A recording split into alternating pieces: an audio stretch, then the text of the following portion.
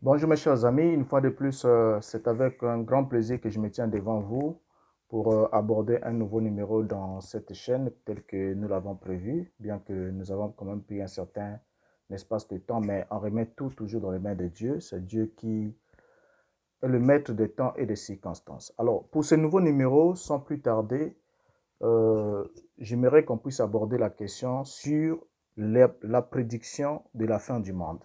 La prédiction de la fin du monde. Pourquoi est-ce que nous voulons parler de cette question?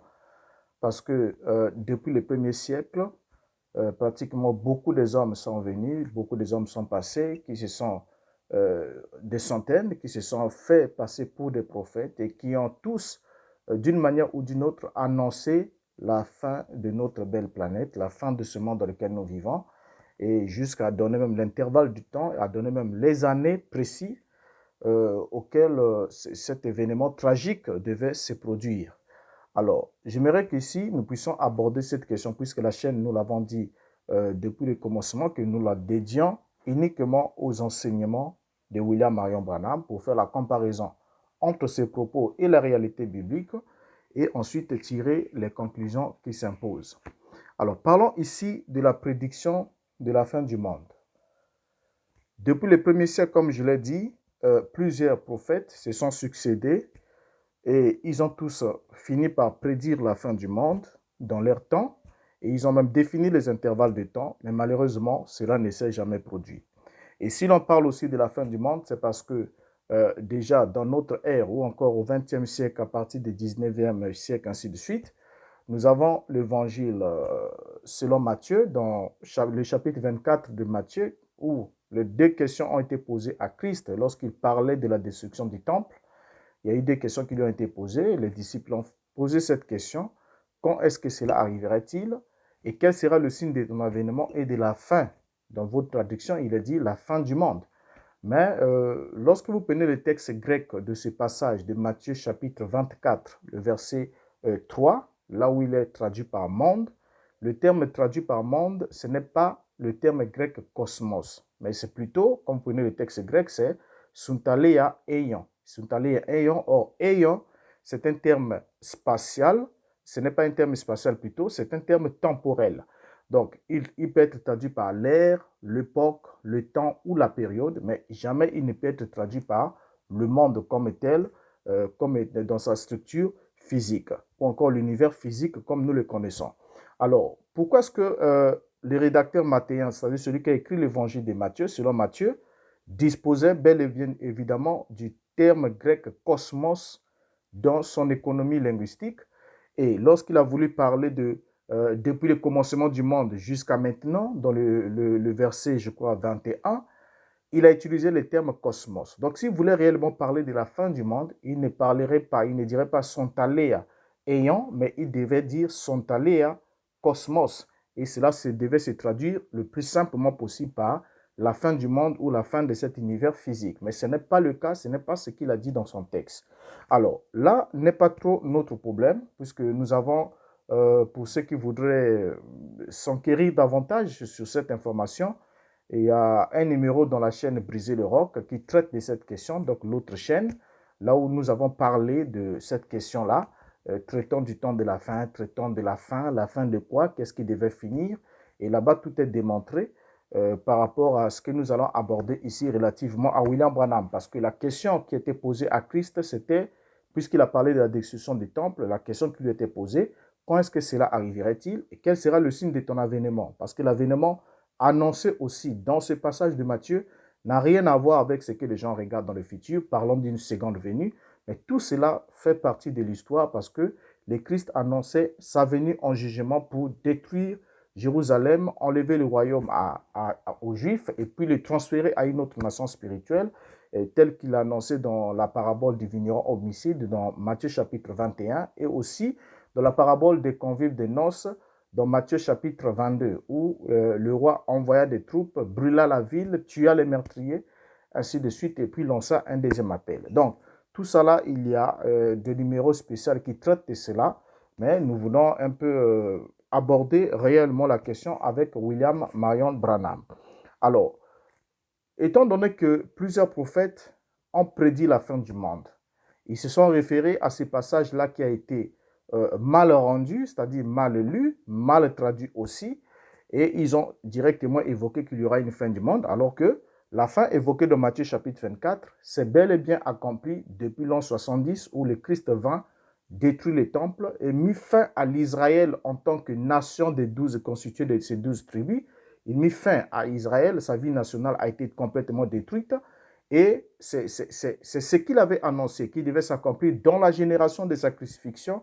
Il a bien dit aux disciples dans Matthieu chapitre, que ce soit le chapitre 10, le verset 23, il en a parlé et dans beaucoup d'autres passages, il a souligné aux disciples que même ceux qui étaient là, qui étaient vivants, ne devaient pas mourir jusqu'à ce qu'ils voient son avènement. Or, cet avènement-là, c'était l'avènement pour le jugement de Jérusalem, afin de venger le sang de tout ce qui a été versé sur la terre, c'est-à-dire Jérusalem comme étant la grande prostituée d'Apocalypse, qui devait être jugée. Nous en parlerons aussi dans un numéro spécial, en prenant aussi les déclarations de William Branham en confrontation avec la Bible et l'histoire, pour que nous nous rendons compte, évidemment, combien il était loin de la réalité. Mais ici, nous voulons aborder la question sur la prédiction de la fin du monde. Alors, William Branham ne fait pas exception, comme je l'ai dit, et depuis le début de son ministère, William Branham ne traitait pas de la question de la fin du monde en donnant une date précise de quand est-ce que cela devrait se faire. Donc, il a commencé à prêcher selon son ministère, selon son appel, selon ce qu'il nous a dit sur bande, que depuis le 1933, il avait reçu la commission, et puis il aurait eu vu cette grande vision de grande importance qui devait s'accomplir dans le temps de la fin, qui devait marquer le temps de la fin juste avant que le Seigneur Jésus ne revienne. Cette vision de grande importance devait s'échelonner. Alors, maintenant, lorsqu'on regarde ces visions, même récemment, là, il y a eu certains zélés qui se sont réjouis, disant, écoutez, il y a l'une des visions, la 6e vision de Branham qui s'est accomplie. Il y a la femme qui est devenue vice-présidente des États-Unis, ce qui est faux, nous l'avons démontré ici dans d'autres numéros. Et ce qui nous intéresse encore plus dans ça, c'est que William Branham avait prédit aussi l'intervalle du temps dans lequel devait s'accomplir les 7 visions. Ça, c'est un élément que certains ne veulent pas regarder, ne veulent pas voir, ne veulent pas jeter un coup d'œil là-dessus parce que cela traduit la défaillance totale du ministère ou encore prophétique de William Branham parce qu'il avait dit que ces 7 événements devaient s'accomplir dans l'intervalle de 1933 jusqu'en l'an 1977. Voilà. Nous avons déjà l'année 77 qui vient d'apparaître. Alors, l'année 77, pour la toute première fois où Branham fit mention de cette année 1977, c'est dans l'année 1960. C'est quand il prêche en 1960, quand il prêche les âges de l'Église, l'exposé des âges de l'Église ou les âges de l'Église en sermon sur bande. C'est pour la première fois en 1960 que William Branham va évoquer la question de 1977. Il va nous dire ce qui suit, on va le lire. Pour la toute première fois, il fait mention, c'est dans la condamnation par représentation, prêchée le 13 novembre 1960. Il lit ce qui suit au paragraphe 40. Ensuite, j'ai vu les États-Unis qui n'étaient plus qu'un endroit fumant, complètement brûlé. Ce sera près de la fin. Ensuite, j'ai mis entre parenthèses, j'ai prédit que ceci arrivera. Maintenant, souvenez-vous, le Seigneur, ça, c'est ce que le Seigneur m'avait montré. Mais je prédis que ceci arrivera avant 1977. Cette prédiction, je la fonde sur l'attaque imminente qui doit se faire maintenant, à voir la rapidité avec laquelle les choses se déroulaient, le temps qu'il faudrait avant que cette nation en arrive à ce point. Maintenant, regardez maintenant ce qui s'est produit. Alors, vous voyez déjà dans cette déclaration, William Branham ne s'en cache pas, nous sommes là en 1960, il dit qu'il prédit. Il prédit que cela doit arriver dans l'intervalle de 1933, il prédit que cela doit arriver avant 1977. Ça, c'est lui qui le dit. Alors, lorsqu'il le dit, il ne s'arrête pas là. Là, nous sommes au paragraphe 40. Alors, l'avant-dernière fois où William Branham fait mention de l'année 77, de 1977, c'est dans la prédication, la 70e semaine de Daniel, prêchée cette fois-ci le 6 août 1961.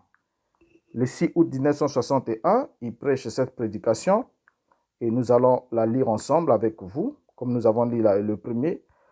Ok, il nous dit ce qui suit au paragraphe 198. Ça, c'est l'avant-dernière fois. Vous allez vous rendre compte avec moi déjà pour dresser juste le tableau, planter juste le décor. Vous allez comprendre avec moi que William Branham n'a parlé de l'année 1977 que durant 2 années de sa vie ou de son ministère. Donc, il y a eu 1960 et la première fois qu'il en parle, c'est en 1960. La dernière fois qu'il en parle, c'est en 1961. Et après là, William Branham n'a plus jamais fait mention de l'année 1977.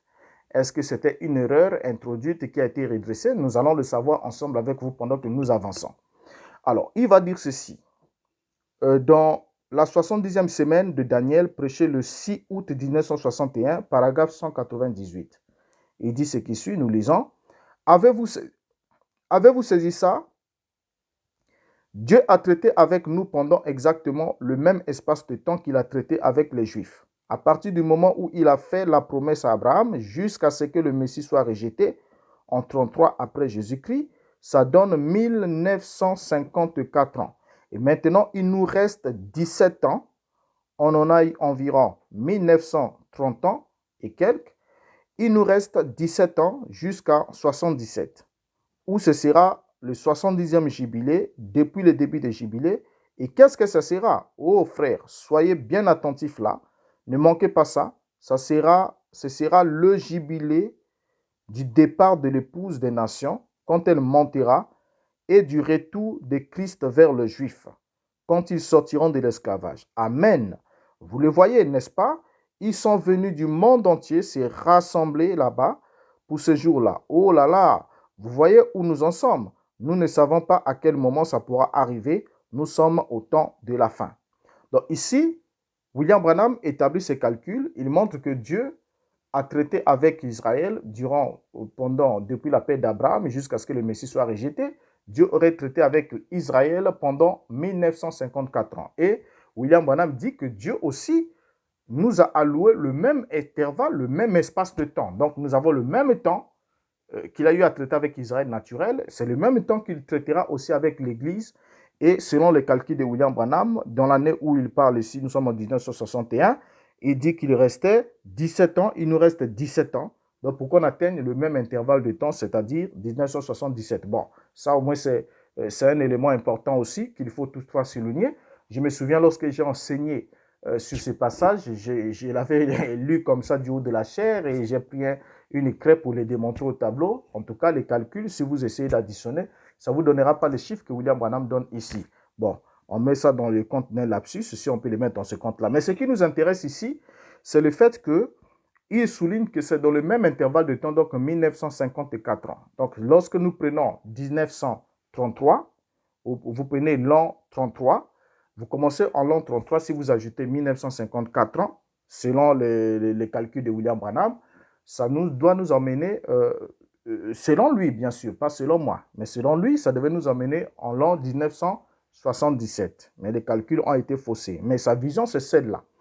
Alors, ça c'est l'avant-dernière fois où William Branham a évoqué l'année 1977 sur bande.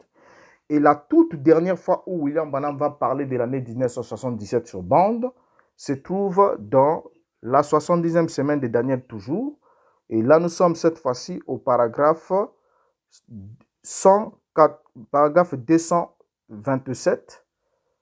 Voilà, le paragraphe 227. Donc, prêcher aussi toujours, c'est la même date, le 6 août 1961, paragraphe cette fois-ci, le paragraphe 227. William Branham dit ce qui suit. Ça, c'est la dernière fois où il fait mention de l'année 1977 sur bande. Il dit ce qui suit. Maintenant, je ne voudrais pas que qui que ce soit réparte en ayant mal compris ceci. La bande est encore en marche. Je ne voudrais pas que qui que ce soit comprenne mal.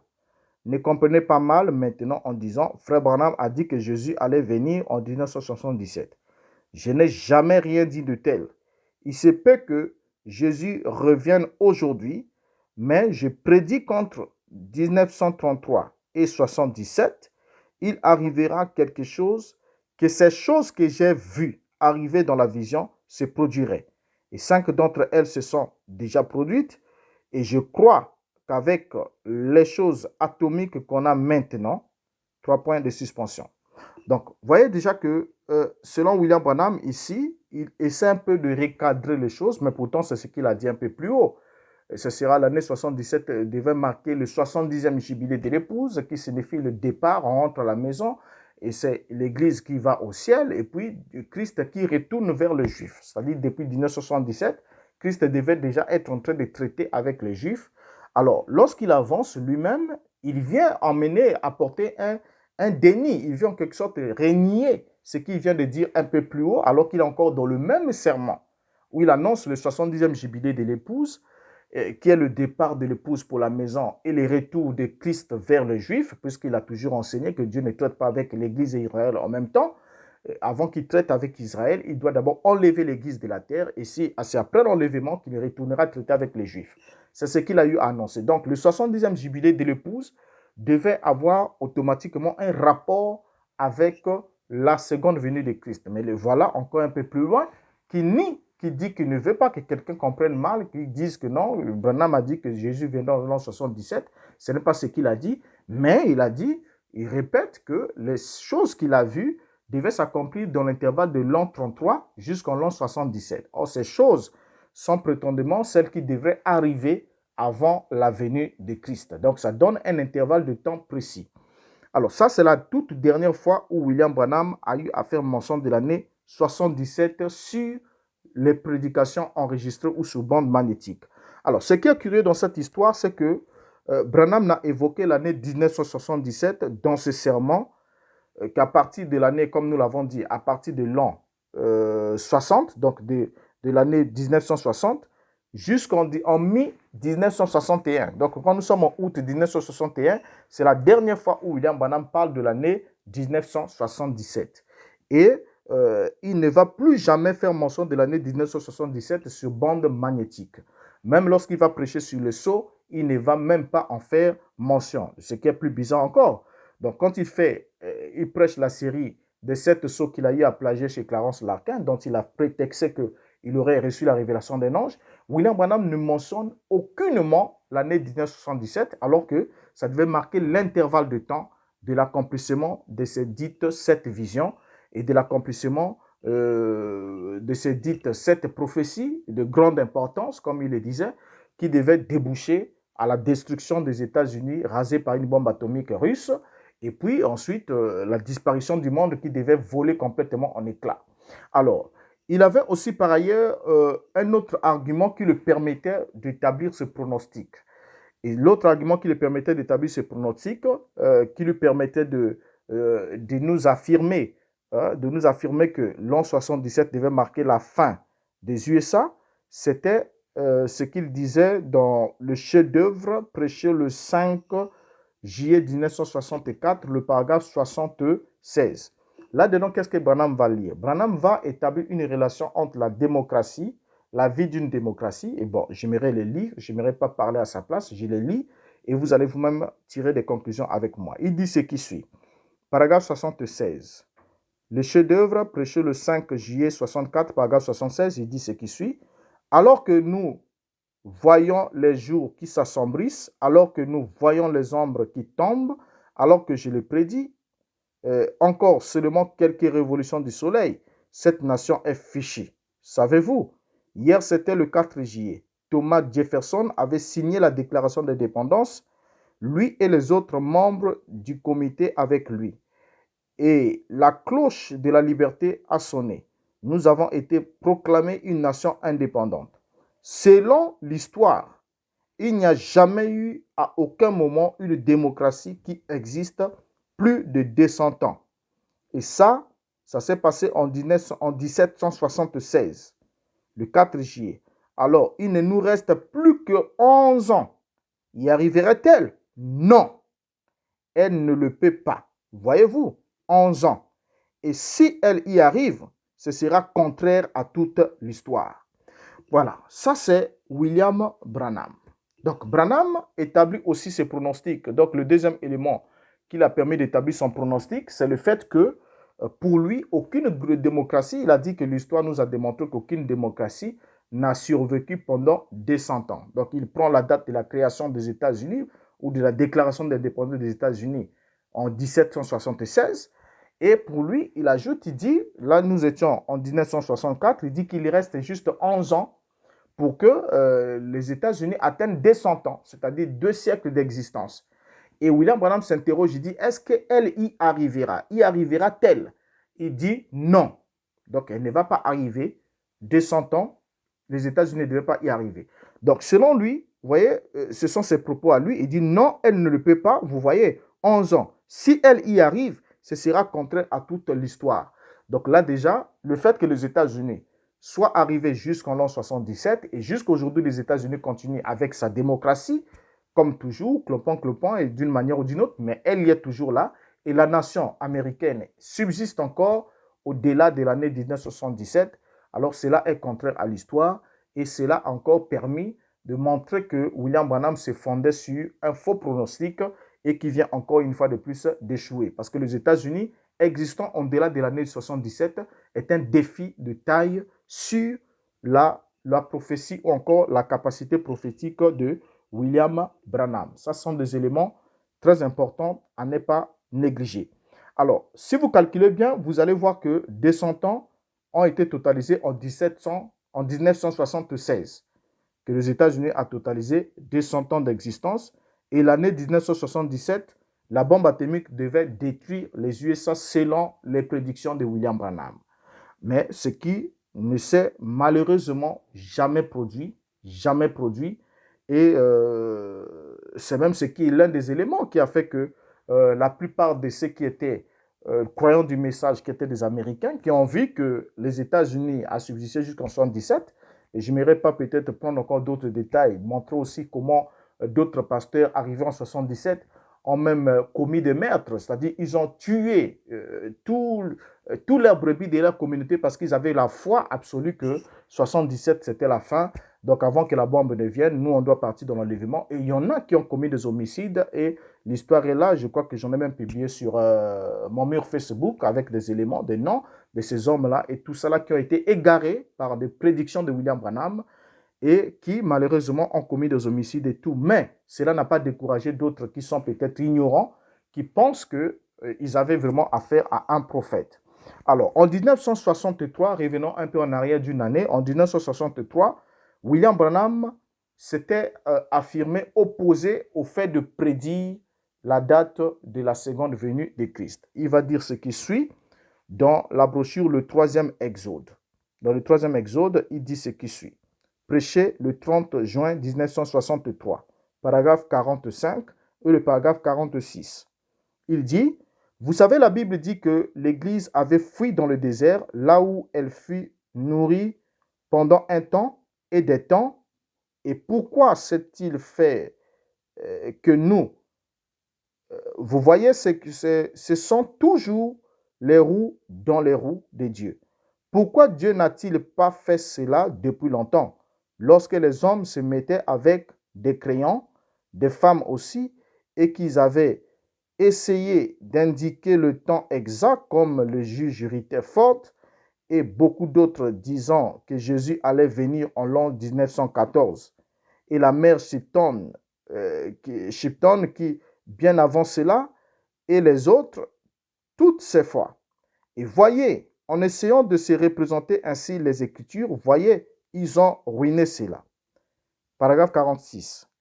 Cela est caché, c'est effectivement caché. Et comment les Écritures pouvaient-elles s'opposer alors que Jésus a dit, nul ne connaît ni la minute ni l'heure. Voyez, ils prennent juste une portion des Écritures et s'accrochent à cela. Vous devez examiner l'ensemble. Alors, si Dieu est là-dedans, alors Dieu manifestera tout cela est la vérité. Manifestera que cela est la vérité. C'est comme la guérison divine. Si ce n'est pas la vérité, alors ce n'est pas la vérité. Dieu n'aura rien à faire avec cela. Mais s'il démontre que cela est la vérité, alors c'est la vérité. Alors, remarquez là ensemble avec moi que William Branham vient ici d'accuser Rutherford d'accuser les témoins de Jéhovah, d'accuser Shipton, en disant que non, ils ont ils ont fait des prédictions sur la date de la seconde venue de Christ, et cela est contraire aux Écritures. Mais lorsque Branham les accuse, Branham oublie que il y a de cela juste 2 ans passés, que lui aussi en 1960 et 1961 avait aussi prédit que l'année 77 devait marquer le 70e jubilé, qui était le jubilé du départ de l'épouse qui doit rentrer à la maison et de Christ qui retourne vers les Juifs. Alors, donc, ça aussi, c'est une qualité qui était très rare en William Branham, c'est-à-dire d'oublier très vite ses propres propos et puis de se tirer quelquefois une balle dans le pied. Alors, pendant qu'il condamne les autres, Rutherford, pour dire que ce qu'ils ont eu à faire en donnant des prédictions sur la seconde venue de Christ, pour Rutherford ou le témoin de Jéhovah, c'était en 1914 que Christ devait venir, ce qui ne s'est pas accompli.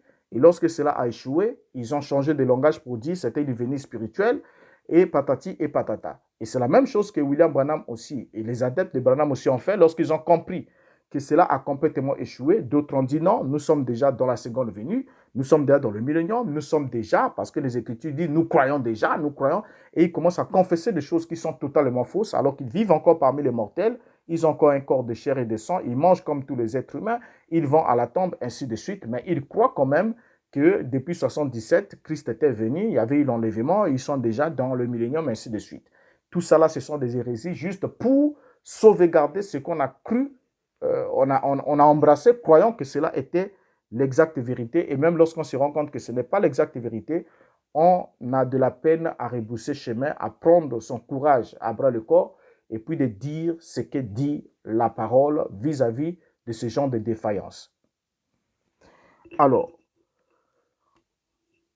en plus, lorsque William Branham prend le verset de référence qui dit que personne ne connaît ni le jour ni l'heure, le verset de référence que William Branham prend sur le fait que personne ne connaît ni le jour ni l'heure, ne fait nullement, selon le Christ, ne fait nullement allusion à sa seconde venue qui serait dans le futur. Mais cela faisait allusion au moment de la fatalité, de la destruction de Jérusalem. Et le Christ était en train d'exhorter les disciples à être prudents parce que il ne pouvait pas leur donner un temps, mais il leur a donné les signes du temps et ils devaient regarder sur les signes du temps afin de se référer pour savoir à quel moment sortir de Jérusalem pour ne pas subir cette tragédie collective qui était déjà fixée, le jugement qui était fixé sur les Juifs. Donc il leur a dit, pour ce qui est du jour et de l'heure, personne ne le sait. Mais non, il leur avait parlé quand même de la génération. Il a dit, cette génération ne passera point, que tout cela n'arrive, et effectivement, cela s'est produit dans la génération même de sa crucifixion. Ça n'a rien à voir avec ce que les gens diraient d'une seconde venue, que voilà, Christ a dit, personne ne connaît le jour ni l'heure, et on regarde dans le futur, on dit, le jour qui viendra, personne ne le sait, et tout et tout. Mais malgré que le prophète dise et chante que personne ne sait quand est-ce qu'il viendra, mais ils sont toujours tentés, comme par hasard, de pronostiquer sur la date de la seconde venue, et ce qui échoue toujours, bien évidemment, et malgré que si on vous prend, si on prend seulement un recul un peu dans l'histoire, on prend seulement les hommes qui ont donné des prédictions sur la fin du monde ou les prédictions sur la venue de Christ, vous verrez comment leurs adeptes se sont comportés après le chèque de ces prophéties. Et vous verrez que les branhamistes aussi n'ont fait qu'emboîter le pas parce qu'ils ne sont pas les premiers. Et Branham aussi n'est pas le dernier parce qu'après Branham, il y a eu aussi des gens qui ont prédit la fin du monde pour 2012, pour telle année, pour telle année, pour telle date. Il y en a même d'autres qui ont prédit pour 2021 ici. Voilà. Donc, lorsque ça va échouer, ils changeront de langage. Donc, chaque prophète qui vient crée toujours son petit mythe, ainsi de suite, pour vouloir entretenir les gens dans le suspense et puis entraîner les foules à la dérive. Alors, l'ironie du sort dans cette affaire de William Branham avec l'année 1977, c'est qu'il en parle juste pendant l'année 1960 et l'année 1961 sur bande, mais lorsqu'il va éditer le livre intitulé L'exposé des 7 âges de l'Église, William Branham revient encore sur le même pronostic. Il y revient. Et dans l'exposé des 7 âges de l'Église, quand nous lisons à la page 313 jusqu'à la page 314, nous allons voir quelque chose. Qu'est-ce qu'il va nous dire là-dedans? Lisons-le ensemble. Ok, il dit ceci. L'âge de l'Église, l'âge de l'Odyssée a commencé vers le début du XXe siècle, peut-être en 1906. Combien de temps durera-t-il? En tant que serviteur de Dieu, qui a eu des quantités de visions dont aucune n'a jamais failli, je prédis.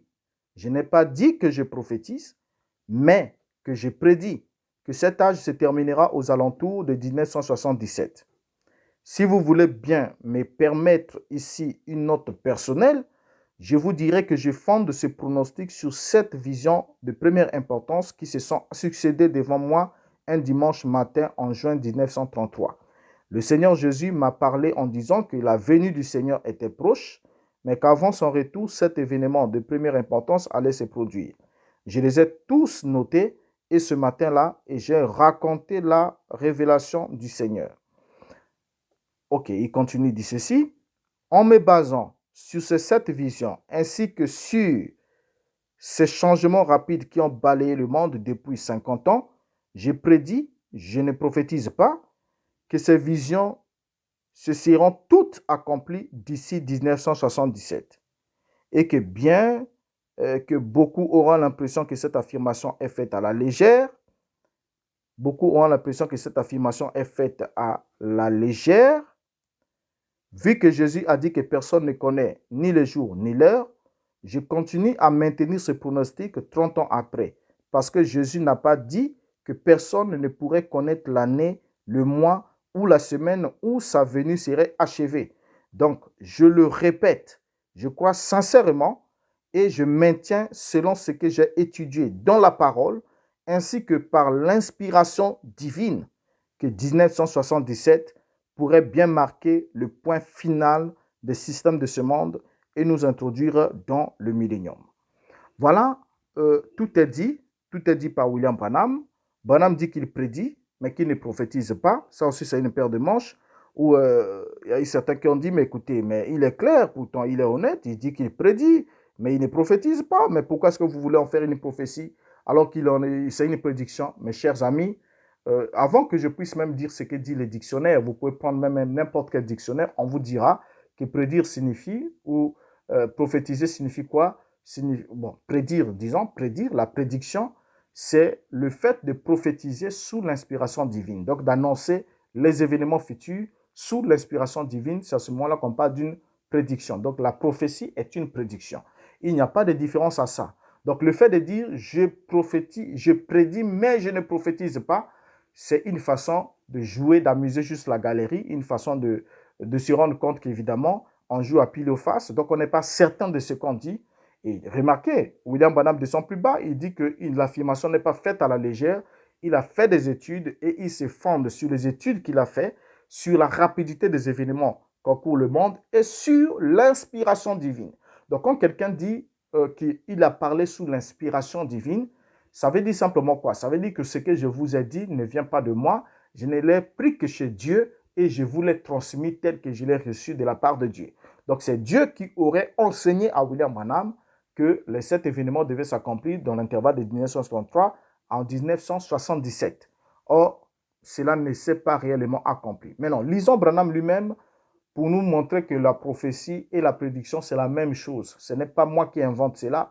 Ce n'est pas non plus à lui d'inventer la poudre de nouveau. Lorsque Branham dit « je prédis mais je ne prophétise pas », c'est un amusement, c'est une façon d'insulter l'intelligence de ses auditeurs, c'est une façon d'insulter l'intelligence de ceux qui le suivent, parce que si vous êtes assez intelligent, vous saurez que prédire et prophétiser, c'est la même chose, et vous ne permettrez pas que quelqu'un vous dise « je prédis mais je ne prophétise pas », et on veut prendre cette expression-là comme excuse pour dire « il avait prédit, il n'avait pas prophétisé ». S'il avait prophétisé, il aurait dit « ainsi dit le Seigneur », mais comme il avait prédit que cela a échoué, ce n'était qu'une prédiction, c'est un homme, et il peut échouer comme tous les autres hommes. C'est archi faux, parce qu'il a dit qu'il se fonde sur l'inspiration divine. Et plus loin, dans d'autres citations, William Branham le dit clairement, dans plusieurs citations, il dit « Je ne parle que sous inspiration divine, et en tant que prophète, je ne prophétise, je ne parle que sous inspiration divine. » Et il a encore précisé que le prophète, à l'ainsi dit le Seigneur de façon continue, il est prophète dès le berceau.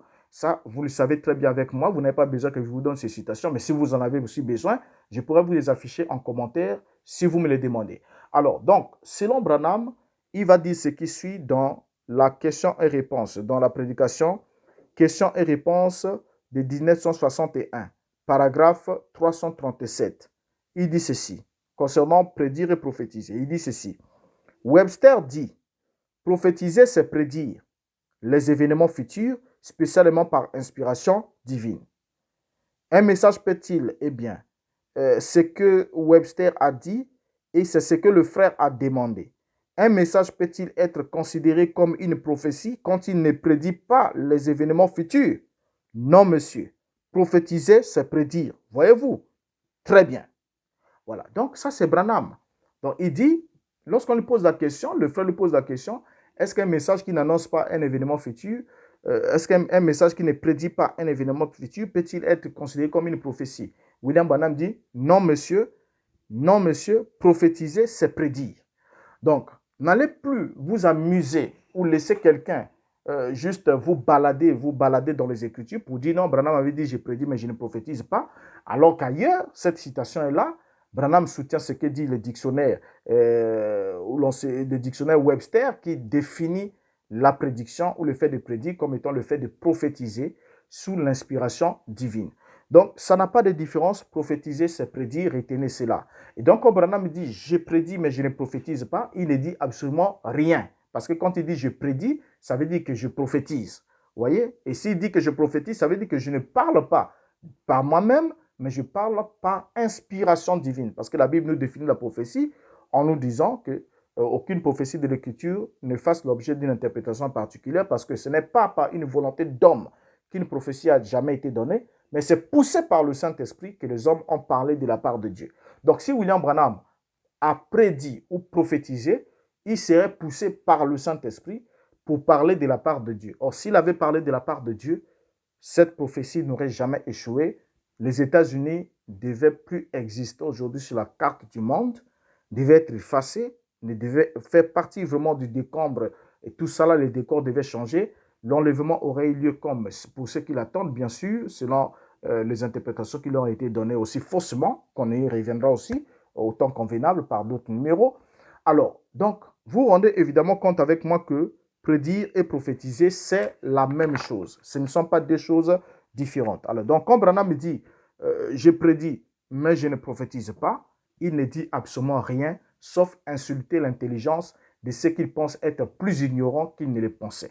Parce que si même vous aussi vous croyez que prédire et prophétiser sont deux choses différentes, alors vous avez été trompé et vous ne respectez même pas votre intelligence. Parce que si vous êtes assez intelligent, vous n'allez pas accepter qu'on insulte votre intelligence jusqu'à ce niveau. Parce que prédire, c'est prophétiser. C'est la même chose, a dit William Branham. Alors, donc Branham était-il un prophète alors confirmé par Dieu? Est-ce qu'il était un prophète confirmé par Dieu? Un peu comme, comment dirais-je, est-ce qu'il était un prophète confirmé par Dieu conformément aux structures bibliques, à la manière de Dieu de confirmer un prophète? Parce que pour certains, ils se disent, non, je crois à Branham parce que c'est un prophète. Je l'ai vu être confirmé par la colonne de feu. Et je crois qu'il y a eu un numéro, nous en avons déjà parlé. La colonne de feu biblique n'a jamais eu pour vocation de confirmer un prophète. Et ce n'est que sous le ministère de Moïse qu'on a vu une colonne de feu qui les a conduits. Et dès qu'ils sont rentrés dans la terre de Canaan, ils ont foulé le sol de Canaan. La colonne de feu n'a plus jamais apparu. Vous ne la trouverez plus jamais dans les Écritures. Jusqu'à nos jours, il n'a plus jamais apparu parce que c'était un guide pour les guider et les éclairer, les guider le jour et même la nuit et les éclairer. Et une fois que la mission est terminée, c'était fini. Alors, donc, ça n'a rien à voir avec une prétendue confirmation qu'un prophète doit être confirmé par une colonne de feu, alors que tous les autres prophètes qui sont venus, même ceux qui sont venus avant Moïse, n'ont jamais eu de colonne dite de feu. Et ceux qui sont venus aussi après Moïse n'ont jamais eu de colonne dite de feu. Donc, ça n'existe pas comme méthode de confirmation prophétique dans la Bible. Mais non, la seule méthode que Dieu utilise pour confirmer un prophète dans la Bible nous est rapportée dans 1 Samuel chapitre 3, le verset 19 à 20. Et là, nous allons lire ce qui suit ensemble. 1 Samuel chapitre 3, le verset 19 à 20, nous dit ce qui suit. Ok. Au fur et à mesure que Samuel grandissait, le Seigneur était avec lui, et tout ce que Samuel disait était fiable. Et tout Israël, de Dan au nord à Beersheba au sud, savait que Samuel était confirmé comme prophète du Seigneur. Comment est-ce que tout Israël savait que Samuel était confirmé comme prophète du Seigneur? Parce que tout ce que Samuel disait était fiable. Dans d'autres versions, il est dit, tout ce que Samuel disait s'accomplissait. Donc, le propos de Samuel, il n'y a rien que Samuel ait dit qui a manqué de s'accomplir exactement selon les paroles qu'il a eu à prononcer. Donc, c'est ça la confirmation d'un prophète. Et c'est comme ça aussi ce que nous dit Deutéronome, chapitre 18, le verset 21, qui nous dit ce qui suit. Peut-être diras-tu dans ton cœur, comment connaîtrons-nous la parole que l'Éternel n'aura point dite? Quand ce que dira le prophète n'aura pas lieu et n'arrivera pas, ce sera une parole que l'Éternel n'aura point dite. C'est par audace que le prophète l'aura dite. N'aie pas peur de lui. Alors, donc voilà, quand Dieu demande à Israël, il leur dit, je vous susciterai un prophète parmi vos frères. L'Éternel vous suscitera un prophète comme moi, c'est Moïse qui parle, et vous l'écouterez. Il arrivera que celui qui ne l'écoutera pas sera retranché du milieu du peuple. Mais le peuple s'est dit, mais tiens, mais les hommes viendront et nous diront, je suis prophète, mais comment saurons-nous réellement que c'est une parole que l'Éternel a dite? Parce que nous avons la responsabilité de croire à la parole parlée par un prophète envoyé par l'Éternel. Et Moïse répond clairement de la part de Dieu, quand ce que dira le prophète n'arrivera pas, il ne se réalisera pas, ce sera une parole que l'Éternel n'aura point dite. N'aie point pas peur de lui. Donc, c'est par audace que ce prophète a parlé. Donc, le fait de parler, de donner des prédictions qui échouent, qui ne se réalisent pas, c'est par audace que cet homme a parlé. Et la Bible recommande et donne même l'ordre de dire, n'aie pas peur de lui.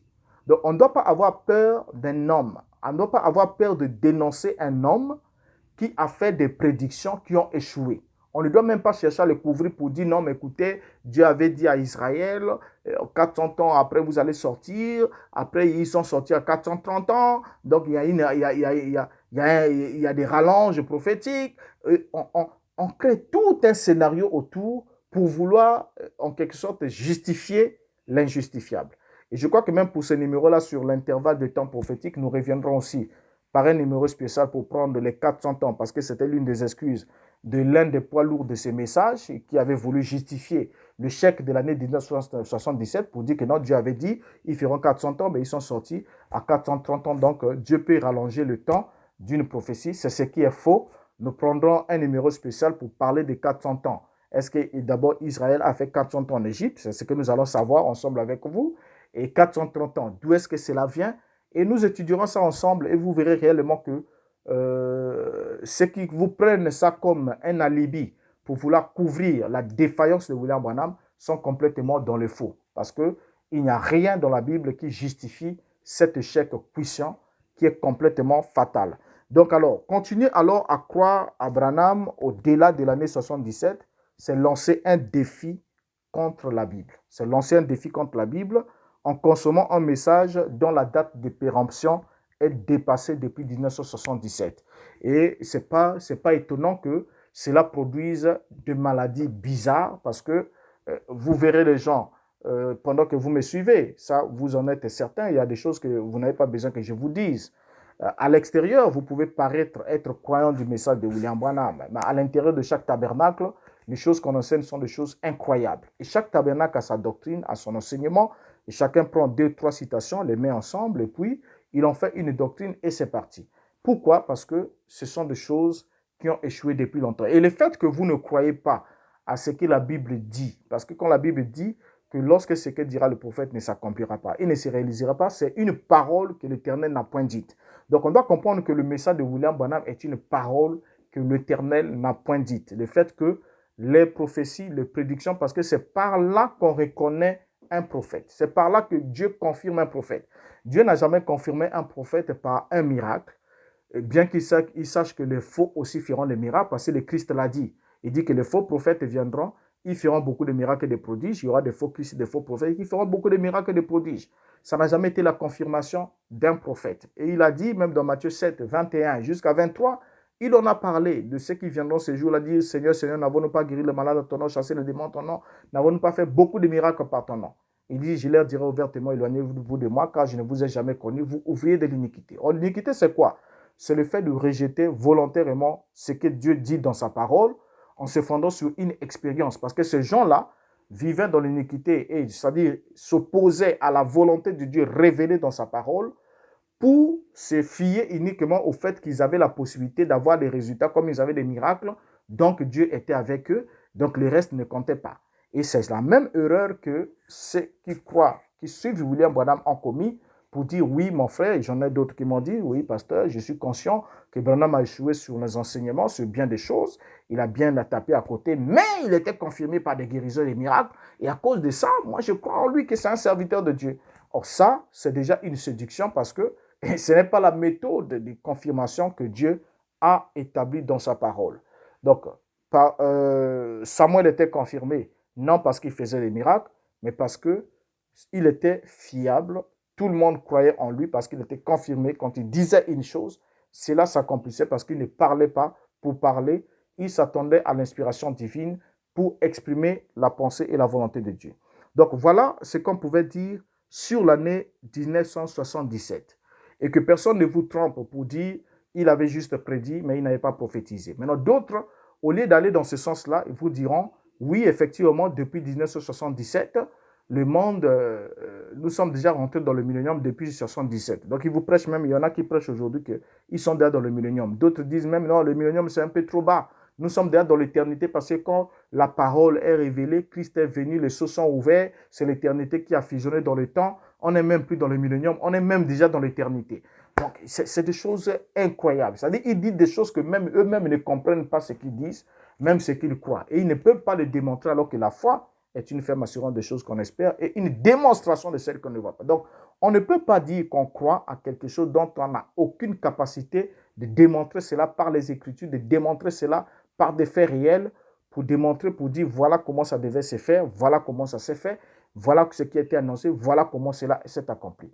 Alors, c'est toute une gamme de confusion. Il y a même un autre qui me dit, l'autre fois, il m'a dit non, il a dit l'année 1977 pourrait. Donc, il a parlé au conditionnel. Donc, quand il dit, il parle au conditionnel, tu ne peux pas en faire un problème. Le conditionnel, ça veut dire qu'il y a une condition, ça peut s'accomplir comme ça ne peut pas s'accomplir. C'est aussi juste une fausse excuse parce que William Branham dit qu'il parle sous l'inspiration divine, il ne parle pas à la légère. Il dit que certains vous penseront que cette affirmation est faite à la légère. Jésus a dit que personne ne connaît le jour ni l'heure, mais il n'a pas dit que personne ne connaît l'année où sa venue sera achevée. Donc ça, c'est Branham qui l'a dit. Donc pour l'année où sa venue sera achevée, pour William Branham, c'est 77. Donc attendre Jésus après 77, c'est, je ne sais pas qu'est-ce que je dirais, c'est une façon de dire, vous croyez à un autre message, mais pas à celui de William Branham. Parce que celui de William Branham, son Jésus devait venir en 77. Et cela a échoué comme beaucoup d'autres. S'il y avait, c'est juste une affaire de temps, je pourrais vous aligner les prophètes. Vous voyez, les prophètes qui, depuis le 1er siècle, ont prophétisé sur la fin du monde. D'autres ont donné des dates précises et cela a échoué. Et on peut aussi vous publier les réactions de leurs suiveurs, de leurs adeptes. Vous verrez que les esprits, les hommes meurent, mais les esprits ne meurent jamais. Et comment aussi ces hommes-là, par honte de rebrousser chemin, comme ils avaient proclamé très haut et très fort qu'ils avaient un prophète, un homme envoyé de Dieu, alors ils n'ont pas voulu rebrousser chemin, ils sont obligés d'embellir un peu cette affaire, de changer un peu de langage, alors que quand vous lisez le langage noir sur blanc de leur leader disait bel et bien une chose précise, mais quand ils restent et qu'ils se rendent compte que c'est un échec, au lieu de dire ça a échoué, et qu'est-ce que la Bible dit? On ne doit pas avoir peur de lui, parce qu'il a parlé par audace. Dieu ne l'a pas envoyé, ne l'a pas mandaté pour qu'il le fasse. Il a parlé par audace. Non, non, non. Ils vont chercher à embellir. Et Branham n'est pas le cas unique. Et après Branham aussi, il y a eu d'autres qui ont prophétisé que cela a échoué, mais que les adeptes sont encore là, en train de le suivre et de s'accrocher à eux. Et d'autres aussi ont prophétisé, comme je l'ai dit au début, pour 2021, ici, il y aura la fin du monde aussi, qui ont prophétisé. Et les adeptes sont là, ils sont sincères et sérieux, ils croient à ça, ils s'attendent à ça. Et quand ça va échouer, ils changeront aussi de langage pour chercher à l'embellir d'une manière ou d'une autre. Et comprenez ensemble avec moi que ça, c'est le critère le plus sûr pour reconnaître un faux prophète. C'est lorsque sa prédiction échoue complètement et ne se réalise pas dans les délais ou l'intervalle qu'il a eu à annoncer dans la prophétie. Parce qu'il dit parler de la part de Dieu. Or, Dieu est omniscient et infaillible. Dieu ne peut pas parler et donner une précision.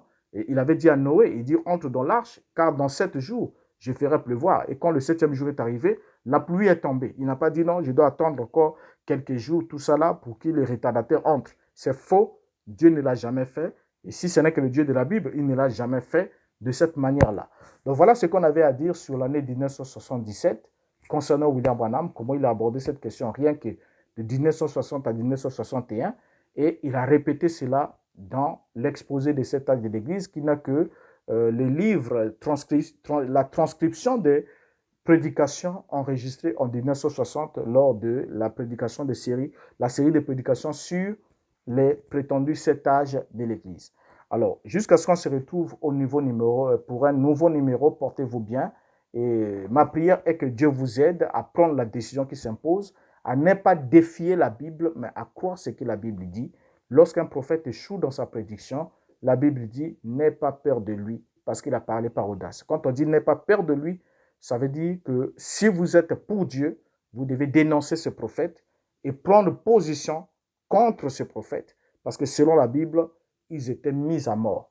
Donc ils étaient mis à mort. Mettre à mort aujourd'hui, ce n'est pas prendre, ce n'est pas la mort physique, mais c'est créer une séparation, parce qu'il a dit, séparez-vous d'eux, sortez du milieu d'eux, mon peuple, et je vous accueillerai. Alors jusqu'à ce qu'on se retrouve pour un prochain numéro, portez-vous bien, et ma prière que Dieu vous garde et qu'il nous garde tous, pour qu'on parle encore davantage de ces choses et qui permettront à ceux qui voudront bien réfléchir, de réfléchir. Au revoir, à la prochaine.